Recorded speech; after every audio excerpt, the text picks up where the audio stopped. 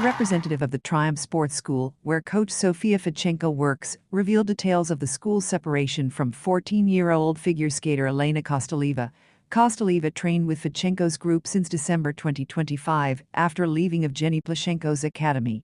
After leaving Fichenko, the skater returned to Plashenko. It's a shame. No. The athlete works under duress if her mother deprives her of food or punishes her. That's not how results are achieved in professional sports. Was the process of her mother's presence at training discussed? Yes, my mother sits silently in the stands.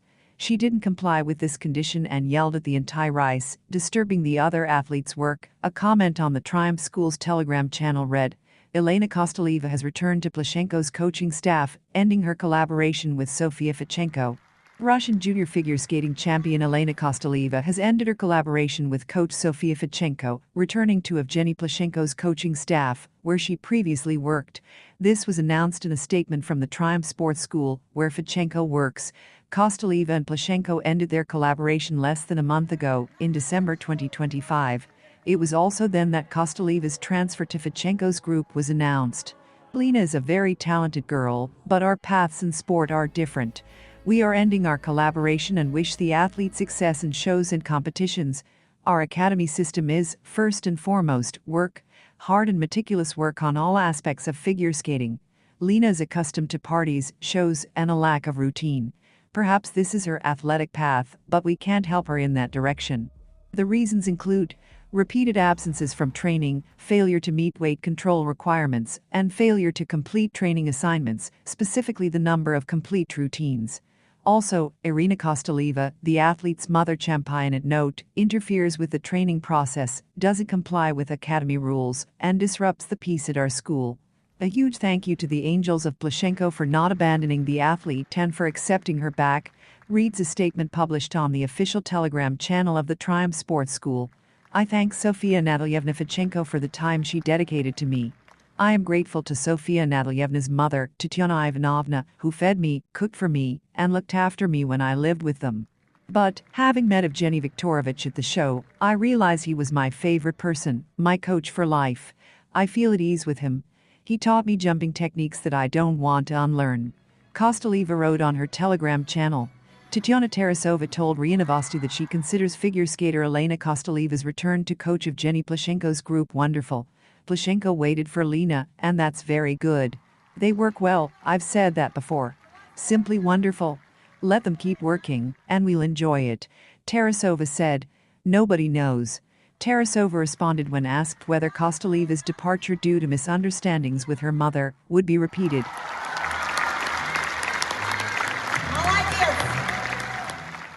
American figure skater Glen won the short program at the U.S. Championships.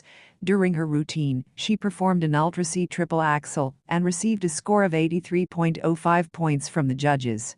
Alyssa Liu is in second place after the first day of competition, scoring 81.11 points. Rounding out the top three is Isabel Oviedo, who posted a score of 75.72. The U.S. Figure Skating Championships are taking place from January 7 to 10 in St. Louis. American figure skater Glen won the U.S. Championships. She landed a triple axel in her free skate. The judges awarded her a combined score of 233.55 points for both programs. Reigning world champion Alyssa Liu placed second with a score of 228.91. Rounding out the top three was Isabel Oviedo, 224.45. Glen, 3 U.S. titles in a row. Journalist Elena Vitsekovskaya assessed Glen's victory at the U.S. Championships. Following Glen's performance and her third victory at the U.S. Championships, I have only one thought. I really wanted to see Glen's performance at the Olympics. Because yesterday's was truly Olympic in every way. One of those performances they call the performance of a lifetime.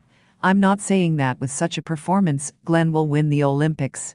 But in terms of concentration, inner commitment, and emotion, it was absolutely off the charts. A performance by someone who bet everything on the so-called 13 black and 1 big. The only thing that haunts me is that such a performance wasn't supposed to happen in that place and at that time. Now, Glen's performance in Milan is one of the most exciting things for me.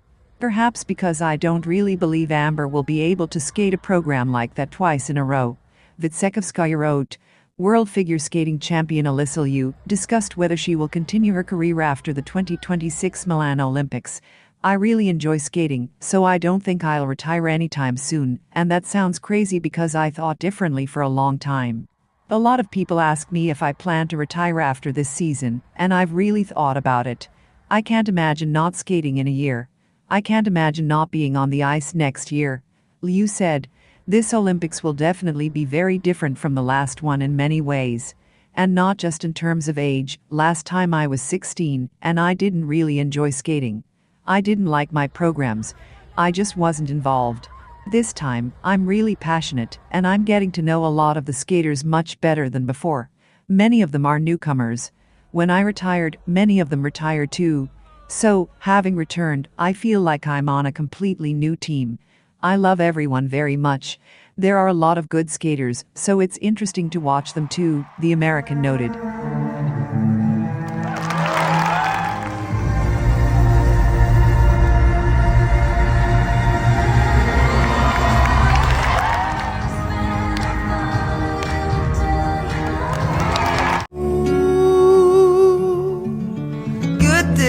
Olympic ice dancing champion Guillaume Cizeron of France explained the breakup of his partnership with Gabriela Papadakis. Together, the skaters won 5 world championships and the 2022 Beijing Games. Before the start of the new season, Cizeron teamed up with Laurence Fournier-Baudry. "For 20 years, I was very concerned about her, Gabriela. When you're with someone who's going through a hard time, you tend to forget about yourself.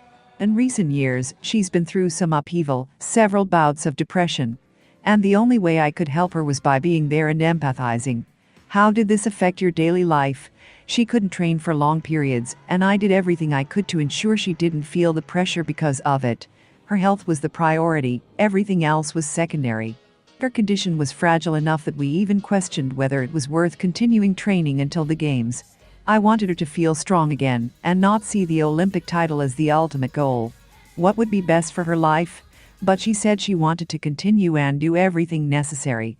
Together with the coaches, who showed her incredible kindness, we tried to ease the psychological burden as much as possible to give her the opportunity to recover and perhaps start skating again. Email, schedules, bills, music, costumes, I handled all the logistics. But despite my efforts, I saw our relationship crumbling. How exactly? We were drifting further and further apart, and I realized we were living parallel lives.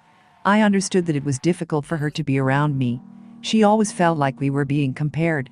I saw a strong dissatisfaction, a negative outlook on myself. In the documentary filmed last year, I was really struck by some scenes I saw on air.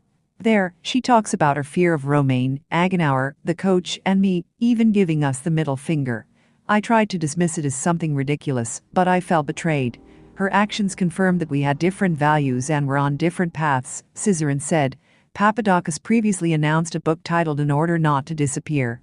It will be released on January 15th, the day before the start of the rhythm dance competition at the European Championships in Sheffield, where Cizeron and Fournier-Baudry will perform.